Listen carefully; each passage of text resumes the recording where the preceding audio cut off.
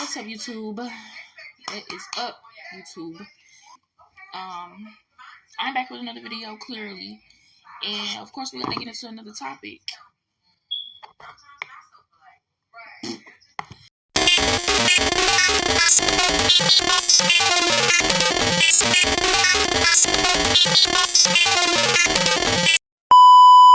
What's up, YouTube? Welcome back to the channel.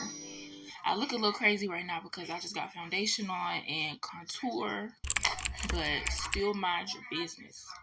But as you can tell by the title, today I'm going to be talking about ways we could thrive and not survive in this expensive ass economy that we live in. Buckle up, because I'm really going to be coming with the facts, coming with the things that I observed throughout the media. And because I am a media fanatic, really because of my major though, what I majored in school, that's the only reason why I prefer to be a media fanatic. I just choose to analyze certain phrases that I see certain people using in the media, one being survive or survival mode. For the past few years, I would say, I've observed that there is only one particular race that even shares a status in regards to survival mode or makes a status in regards to survival mode. And it is, of course, Black people. It is Black History Month, so I am going to talk about topics that need to be discussed because, in my opinion, I just believe wholeheartedly that survival mode is taught, not intentionally though, but it does more harm than good, and it is very, very, very detrimental to the Black community. And now that I even think about it, it's not even just the Black community, it's about to be everyone. This world is becoming so individualistic to the point where we don't know how to thrive in the community. It's becoming so individualistic to the point where it's survival of the fittest. And having to survive in a world that already does not fuck with its citizens is hard. I'm just going to talk about the ways that we can thrive and just things that we really need to be aware of when it comes to operating in survival mode and coming out of survival mode. We just gonna get right on into it, baby. And some of the things that I believe we have to be aware of, it might cause a lot of people to click off the video, or it might cause a lot of people to form a thought in their mind that the person making the video, me, is fake, or the whole image is a facade. I can't know what I'm talking about. And this is just if that thought crosses your mind, or if you have that belief that this whole image is fake and that there's no way that survival mode still exists, and just ask yourself, do you really pay attention to what really goes on around you? And ask yourself, will you ever come to me with that same thought if you ever have that thought? You know what I'm saying? And ask yourself, have you even picked up a book since you graduated school? Ask yourself that. You know what I'm saying? I study a lot of the greats. I just read, you know what I'm saying? And I observe a lot of things. So I feel like I'm capable of talking about topics that affect my community the most and that affect me. And if it affects my community, it affects me. Which leads me to what survival mode actually is. And survival mode is just operating in a state of fear. I know I gotta come through with the definitions of both thrive and survive. Survival mode comes from a place of fear, pretty much. This is what I got in summary, because Google really didn't have a definition for survive or survival mode. But in summary, what I got from some of the articles that I read was survival mode meant to just be fearful, or to operate in a state of fear. And from that definition alone, what I got from being fearful was limiting ourselves from authenticity, originality, and pretty much knowledge. When we limit ourselves from a lot of things, it causes us to operate in survival mode and focus on certain entities like money. And this is my opinion, this is what I observe. A country that operates in survival mode, where its citizens operate in survival mode, that's where most of the money comes from. Everyone operating in survival mode. When everyone is thriving in a well organized, well established community, there's little to no money coming in because everyone does things together instead of individually, if you get what I'm saying. I hope you do. To the ones that do, to the ones that don't, please exit. Or at least try to understand. I'll just say that. Or the ones that do want to understand, at least try to stay and understand. You know what I'm saying? Because there are going to be a few that already click off. I believe it's going to be really just the younger crowd because they really haven't lived life too much yet. And I'm still a part of the younger crowd, but baby, I done been through some shit, so I can really talk about it if we being honest. I do want to address where survival mode comes from, right? And I believe survival mode stems from having to be overly independent. And I also learned this information online that survival mode stems from having to be overly independent. And having to be overly independent also stems from three things. Those three things are broken promises, being let down, and neglect, pretty much. Most of these things come from trauma, from childhood, from early adulthood, things of that sort. But the whole purpose of this video is to inform the people that do watch this video that we do not have to operate in survival mode. Basically, we don't have to be afraid of thriving. In order to thrive and not survive, the first thing we need to be aware of are the excuses that we make. This particular category is broken down into three subcategories. The first one being excuses in regards to business ideas, self-care, and change. I'm well aware that we currently reside in a very expensive economy where groceries are expensive, gas prices are expensive. On top of that, bills. I'm well aware of that. And inflation is at an all-time high at the moment. I believe it's still an excuse. With things being so expensive, it makes it hard for people who actually want to start a business or people who actually want to work from the comfort of their own home. It makes it difficult to have the funds to save, to buy inventory. There is a tool that we all have access to, which is the internet.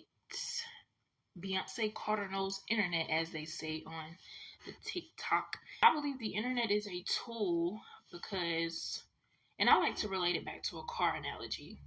And we need tools to fix cars.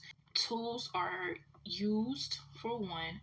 You can monetize off of a tool, but as long as you enjoy using that tool, then you'll be able to monetize and you'll be able to use it properly. I just like to equate that with using the internet. The internet is a resource that a lot of the older generation did not have access to, and that I believe we are very lucky to have access to because of the information that is provided. Now, in regards to like groceries and gas prices, of course, they're still going to be expensive until these people in these positions of power until they change. But I don't see that happening anytime soon because there is no age limit on being in office. So it won't change anytime soon until we change. With using that information, you can use that information online to learn more about your craft, learn more about your business, learn everything you need to know while you're saving, while you're stacking your money, and then being able to execute with that plan, with that business idea. And what I mean by that is until there are people in these positions of power who care about humanity, who care about the well-beings of other people, let alone themselves, then there won't be any change. So that's why the world is evolving to DIY and not looking to these third parties. Why should we give a fuck about supporting these corporations who already poison the food? That I'm all for the world evolving to gardening, farming, DIY, growing our own food. I'm all for it because that's the wave that I'm going on, you know what I'm saying? Actually eating healthy and putting time, effort, energy, and love into the food that I grow, into the food that I nurture, you know what I'm saying? So that it can be nurtured with love, made with love, and grown into love. So when I eat it, I will feel love. I will feel loved. I just, in regards to self care now, operating in survival mode, I really do believe that it forces people to focus on money and money only. You know what I'm saying? You won't even care how you look when you go to the job, what the goal really is, or you don't even care why you're even there. You just worried about the day you get paid, which that's fine. You know what I'm saying? I applaud you for thinking like that because these people don't pay shit for real. You know what I'm saying? So do what you need to do, but still be able to thrive while you're there at that job that you may or may not like until you can be in a position where you can go elsewhere, if you get what I'm saying. Which leads me to change and being in survival mode. It, especially when you're accustomed to it, like you've seen other people do it, so you have no choice. The cycle is just going to travel down. Seeing other people do it, it will force you to want to stay in it. And change and wanting change, and even when change is almost necessary in your life, it will drain you because you're not used to it, and that's all. But like I said before, and I'll say it again, like that, there is no limit when it comes to us. These people want us to think that. These people want to put us in a box to where we only operate and do certain things. But I don't think there's no limit. The limit does not exist. Like, go after change, but learn what you need to learn first, but don't backtrack. Period. The next thing that I believe we have to be aware of, though, are the doubts we have, either when it comes to our own personal journeys or anyone else's. And to be honest, it just boils down to self confidence. You know what I'm saying? I personally believe that self confidence is either in you or it's not. And seeing other people have self confidence and do whatever it is that they do so flawlessly, especially if there is no self confidence present in your own life, you'll start to think like, who does she think she is saying that or wearing that or even doing these things? You know what I'm saying? It's because they're confident enough to post that video. They're confident enough to say what it is that they want to say, and not in a way to harm anyone. It's in a way to better the people around them and better the community as a whole. People who do not have self confidence, or people who shame and doubt other people's journeys, they'll never be able to applaud the people who do have self confidence because they already doubt themselves. And because they doubt themselves and feel like they don't have what it takes to do what they really want to do in life, then they have no choice but to doubt other people. It's either in you or it ain't, baby. Which leads me to the third category. And in order to thrive and not survive, we have to be aware of fear tactics. I have two subcategories in this particular category. And the first fear tactic that I believe that is being promoted, pushed, and is meant to mislead, I believe is the news. You know what I'm saying? The news, we never hear anything good. It's meant to inform, yes, but the news, I believe, is meant to mislead because it keeps everyone sheltered. It limits human interaction. And when you limit human interaction, there cannot be a community formed. It's This, Be nice. I'm finding it.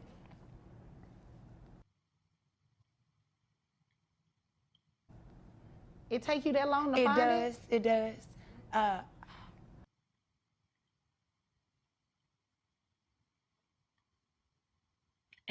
and that's all I'm gonna say about that. But the second fear tactic is weapons. And yes, weapons are scary. They're meant to scare off someone. They're meant to protect people. You know what I'm saying? Only when it's used for your own protection is when I believe a weapon should be used, not just upping it on somebody just because of what they look like. You know what I'm saying? That's becoming to be a sport in this country. Yes, it's scary, but it's still all by design. I believe both the news and the weapons are meant to mislead. It's meant to keep certain people thinking certain things, and it's meant to keep people sheltered. It's meant for people to have this wall up, and it's meant for people to feel like they have to be prepared for, be prepared for something horrendous to happen. You know what I'm saying? And it's almost like the people that created these weapons, or the people that even brought these weapons, or the people who even presented these weapons to us, is like they had no belief in the Most High anyway. And I say that because there is a Most High that we cannot see, that protects us from every evil entity that we can think of. It's like it's almost hypocritical, because if you believe there is a Most High, if you believe there is someone who, or people who protects us from every evil entity, then what do we need a weapon for? You know what I'm saying? Like I said, self-defense, yeah, but it's still, that's just my way of thinking. That's just how I think about certain things, and that's all I'm gonna say about that. It's not to throw shots at people who carry them, or it's not to throw shots at people who are in possession of them. That's just my opinion. It brings me to the last category, which is, we, in order to thrive and not survive, we have to be aware of our words. We have to be aware of what we say about ourselves, and we have to be aware of what we say about other people. We even have to be aware of what we ask the Most High for. Like, I did a video, writing with intent. I did a video about being mindful of what we ask the Most High for, because our tongues are very powerful. They're sharp. You know what I'm saying? Anything can come into fruition just off of you saying it. You know what I'm saying? And this just simply means to be aware of how we talk about ourselves, other people, like I said, and being aware of how we talk about ourselves. Anything we say, like I said, can come into fruition. If we believe that we will fulfill every purpose and every goal that we have wrote down or set in our mind, we will. If we believe that we can be a successful business owner and that we can always work from the comfort of our own home, we will. The second one, though, being mindful of what we say about other people. This is my favorite one. And I say that we have to be mindful of what we say about other people, because we never know. We never know who's asking and praying for protection daily or weekly or monthly. You never know who is protected by the Most High. You never know who asks for protection from the Most High. But a lot of people, we have a mouth for a reason, but you have to know when to shut the fuck up. Really pay attention to the people who talk about people the most. You know what I'm saying? Pay attention. Really pay attention to them. And it's crazy because they have the most friends, like they really do, but they just talk about everybody within close proximity of them, because they do not like themselves at the end of the day. But pay attention to what hardships come after that. You know what I'm saying? I just really do believe that the people who are protected and who ask for protection, or people who don't even have to ask for protection, they just know that they are protected in the back of their mind. They don't have to lay a finger on anyone who talks shit about them, because they know that it's already handled. So, y'all better be mindful of what you say about certain people. You know what I'm saying? Because you just never know, baby. Never know. That is the end of the video. Unfortunately, y'all gotta wait a few more weeks to see this beautiful face. But you know what I'm saying? I will be back with another video, of course. But this is the end of this one. So I'll just see y'all in the next one. So Bye, bye. Bye for now. See you later. Let's just say that. I'm gonna just see y'all later.